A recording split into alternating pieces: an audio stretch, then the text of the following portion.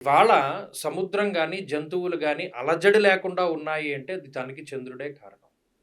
ఏ ప్రకృతి విపత్తొచ్చినా ముందు పశుపక్షాదులకే తెలుస్తుంది. అవును. మనకి తెలీదు. తెలీదు. అవును. ఆ పక్షులు, పశువులు ఇవన్నీ చక్కగా ఉన్నాయి. అవి పాలిస్తున్నాయి, వృద్ధి చెందుతున్నాయి అంటే చంద్రుడు. పాలకి కారకుడు. అబ్బా! పాల పదార్థాలకి కారకుడు. ఓకే. అలాగే ఓషధులకి కారకుడు. నీటికి కారకుడు. ఆయన ఒక్క క్షణం తప్పుకుంటే ఈ సముద్రం పెరిగిపోతుంది. హ్మ్. ఒక్క క్షణం.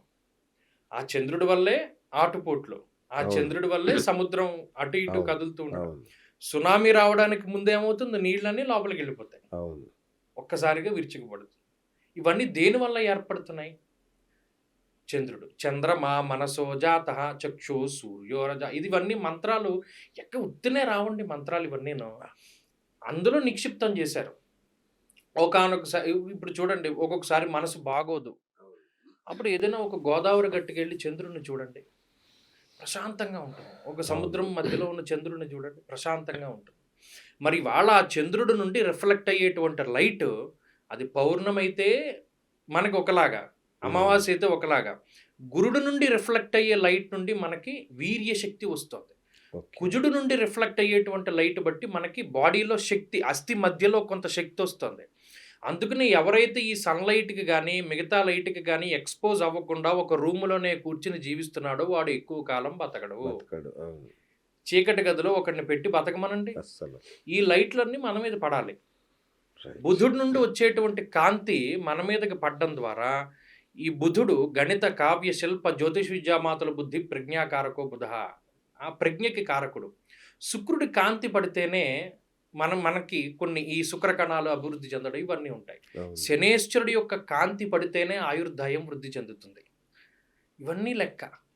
ఈ కాంతి పడుతోంది మన మీద. గ్రహాల ప్రభావం అంటే ఏం లేదు. ఈ సూర్యుడు నిన్ను ఇలా వక్రంగా చూస్తున్నాడు. లేపోతే చంద్రుడు నిన్న అసలు డూ డూ అని పదం వాడతారు. అవును. అదే అవును. తప్పు. అవునా? మరి ఎందుకంటే చంద్రుడికి వేరే పదం లేదుగా? అది చందమామ. చంద్రుడు, సూర్యుడు ఇవి వాడొచ్చు. ఆ! వాడు, వీడు అని కొంతమంది ఆ! మాట్లాడతారు. ఓకే. ఓకే. ఓకే. రవి, చంద్ర, బుధ హ్మ్. అలా. ఆ గ్రహాల తాలూకు నీడలు ఆ రేస్ మన మీద పడితేనే మనం బతుకుతాం. హ్మ్. ఇప్పుడు మీ జాతకంలోనండి మీరు పుట్టినప్పుడండి శనేశ్వరుడు వక్రగతిలో ఉన్నారండి. అంటే ఏంటి? భూమి మీద నుండి చూసినప్పుడు గ్రహం ఇలా వెళ్ళిపోవాలి. కానీ వెళ్ళకుండా అదే చోట ఉండిపోయినట్టు, కొంచెం వెనక్కి వెళ్ళినట్టు కనబడుతుంది. నిజానికి అలా వెళ్ళదు. ఓకే. అలా కనబడుతుంది. ఉదాహరణకి మీరెప్పుడైనా మీ కారులో వెళ్ళిపోతూ ఫ్లైట్‌ని చూసారనుకోండి, ఆ ఫ్లైట్ అలా ఉండిపోయినట్టు కనబడుతుంది. హ్మ్. నిజంగానే అది అలా ఉంటుందా? కొన్ని వేల మైళ్ళతోటి వెళ్ళిపోతుంది. కానీ అలా స్ట్రక్ అయిపోయినట్టు ఉంటుంది కొంతసేపు. అవును. అలాగే గ్రహాలు గూడాను. ఆ స్టేజ్‌లో ఉన్నప్పుడు మీ మీద ఎలా పడ్డాయి కిరణాలు? ఓకే. మీరు పుట్టినప్పుడు లగ్నం అని అంటారు. లగ్నం అవును. అంటే మీరు పుట్టినప్పుడు భూమి, ఆకాశం ఎక్కడైతే కలుస్తున్నాయో ఆ సంధి ప్రాంతాన్ని లగ్నం కింద తీసుకుంటారు. ఆ లగ్నాధారితంగా గ్రహాలు ఎలా ఉన్నాయో చూసుకుంటాడు. చూసుకొని మీరు పుట్టినప్పుడండి బృహస్పతి లగ్నంలో ఉన్నారండి. చాలా మంచిది. బృహస్పతి స్థితే లగ్నే దివ్యదేహో సుభాషితః. మీరు కొంచెం బొద్దుగా ఉంటారండి. మాట చాలా మాట్లాడగలరండి. ఇలాంటివి చెప్తారు. మరి ఇవన్నీ ఎలా సాధ్యం? కేవలం ఆ లైట్. యాహ్! ఏమీ లేదు. అందుకనే జ్యోతిషం ఎంత తెలివిగా పేరు పెట్టారంటే కేవలం కాంతి. కాంతి. ఆ అచ్చచ్చ! కాంతి నీ మీద సవ్యంగా పడితే మనం అదృష్టవంతులం. హ్మ్. బాగా లేదనుకోండి ఇబ్బంది పడుతున్నాం. అందుకని మనం ఏం చేస్తాము? మంత్రాలు చదువుతాం. శమగ్నిరగ్నిభిస్కరశ్చన్నస్తపతు సూర్యః సంవాతో వాత్పరపాపశ్రితః. దీనికి కొంత ఫ్రీక్వెన్సీ ఉంటుంది. అవును. ఇప్పుడు కొత్త థెరపీ వచ్చింది తెలిసినా, ఒక ట్యూనింగ్ ఫోర్క్‌ని ఇంత ఫ్రీక్వెన్సీ తోటి దీన్ని కొట్టి బాడీలో ఇక్కడ పెడితే, మీ బాడీలో ఏదైతే నెగెటివ్ ఫ్రీక్వెన్సీ ఉందో దీనితోటి ఇది చేస్తున్నారు. ట్యూన్ చేస్తున్నారు. ఆయ్! ఆ! ఆ! కరెక్ట్. ఫోర్క్‌తో. ఆ! మొన్ననే రీసెంట్‌గా నేను చూసాను. ఓ ట్యూనింగ్ ఫోర్కు ఎంతో హెడ్జ్ చెప్పింది దాని ఆ! ఫ్రీక్వెన్సీ. ఇలా టిక్‌మని కొట్టింది. ఇక్కడ పెట్టింది. దీనివల్ల మైగ్రేన్ తగ్గుతుంది. దీనివల్ల బాడీ పెయిన్స్ తగ్గుతున్నాయి. అంటే నీ బాడీకి ఈ ఫ్రీక్వెన్సీ తోటి కొంచెం మ్యాచ్ అవుతుంది. ఆ! ఇప్పుడు మనకి శనేశ్వరుడు బాల, అష్టమ శని, అర్ధాష్టమ శని. ఈ శమగ్నిరగ్నిభిస్కరశ్చన్నస్తపతు సూర్యః సంవాతో వాత్ప్రపాపసృతః 18,000 సార్లు 19,000 సార్లు మంత్రం చేయమన్నాడు. అప్పుడు చేసినప్పుడు ఈ వైబ్రేషన్స్ ఉంటాయే, ఈ వైబ్రేషన్స్ అన్నీ కూడా గాలిలో కలిసి ఆ ఓకే. వచ్చేటువంటి కాంతి మరి తిరునల్లారు క్షేత్రం ఏంటి? భూమి మీద శనేశ్వరుడి కిరణాలు ప్రత్యక్షంగా పడే ప్రాంతంలో గుడి కట్టారు. ఓకే. ఎంత రీజన్‌గా ఉంటాయో ప్రతిదినం. బా! ఈ మంత్రం తాలూకు ఫ్రీక్వెన్సీ వెళ్ళి, ఆ వైబ్రేషన్స్ అన్నీ కాంతిలో కలిసి, ఆ కాంతి యొక్క తీవ్రతని తగ్గించి వేస్తాయి. ఓకే. తగ్గి మన మీద ఆ నెగెటివ్ వైబ్రేషన్స్, నెగెటివ్ కాంతి పడదు. బా! ఉంగరం పెట్టుకుంటాం. ఉంగరం పెట్టుకున్నప్పుడు రాయి ఉంటుంది. ఆ రాయి చర్మానికి తగిలేలా ఉంటుంది. అవును. ఈ ఈ స్టోను దాన్ని ఆకర్షిస్తుంది. ఓకే. ఓకే. ఈ స్టోన్ దాన్ని ఆకర్షిస్తుంది. పుష్యరాగం ఉంది. బృహస్పతికి సంబంధించిన రేస్‌ని ఆకర్షిస్తుంది. ఆకర్షిస్తుంది. ఓకే. అయస్కాంతం ఉంది. ఇనుమును ఆకర్షిస్తుంది. అవును. ఓహ్! అవును. మరి అవన్నీ ఆకర్షిస్తాయి. అందుకని ఈ రాళ్ళు పెట్టుకునేటప్పుడు చాలా జాగ్రత్తగా పెట్టుకోవాలి. ఓహ్! మీకు మీకు ఆ గ్రహం వ్యతిరేకంగా ఉందనుకోండి, ఈ రాయి పెట్టుకుంటే ఆ వ్యతిరేక ఫలితాలే వస్తాయి. అచ్చా! నక్షత్రాన్ని బట్టి ఉంగరం పెట్టుకోకూడదని అందుకనే అంటారు. ఓకే. ఈ మరి రాయి దాన్ని ఆకర్షిస్తుంది. నక్షత్రాన్ని బట్టి కాకుండా ఎట్లా పెట్టుకుంటారు మరి? జాతకాన్ని బట్టే పెట్టుకోవాలి. అచ్చా! జాతకాన్ని బట్టేనా?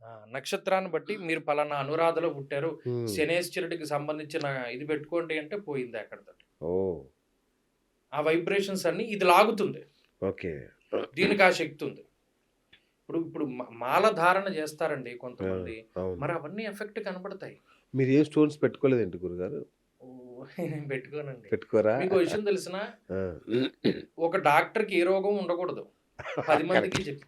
వావ్! కరెక్ట్. అన్ని రోగాలు ఉన్నవాడు డాక్టర్ ఎలా అవుతాడు? వాడు డాక్టర్ అయినా వాడు చెప్పేది మనం వింటామా? అవును. ఇప్పుడు మనం ప్రాక్టికల్‌గా ఉండేటువంటి వాళ్ళం. నేను అసలు ఏం ఉంగరాలు, ఏం మాలలు అవును. ఏం అవును. వేసుకోను. ఆ! నేనే అన్నీ పెట్టుకుంటే ఇంక నేనెందుకు చెప్పడం?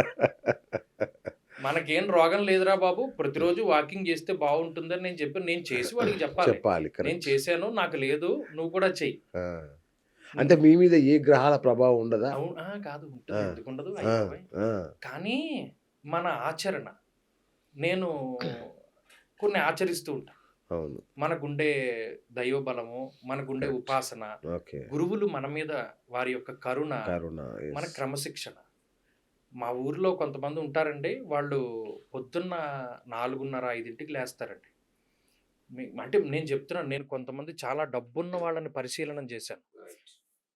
ఒక సామెత చెప్పినట్టు అన్నీ ఉన్న ఆకు అణిగిమణిగి ఉంటుందన్నట్టు, బాగా డబ్బున్న వాళ్ళు చాలా వినయంగా మాట్లాడతారు. అవును. ఏమీ లేనివాడు ఎగిరెగిరి పడతా ఉంటాడు. అవును. వాళ్ళు 4 గంటలకి నిద్ర లేస్తారు. 4:30 కల్లా కాలకృత్యాలు అయిపోతాయి.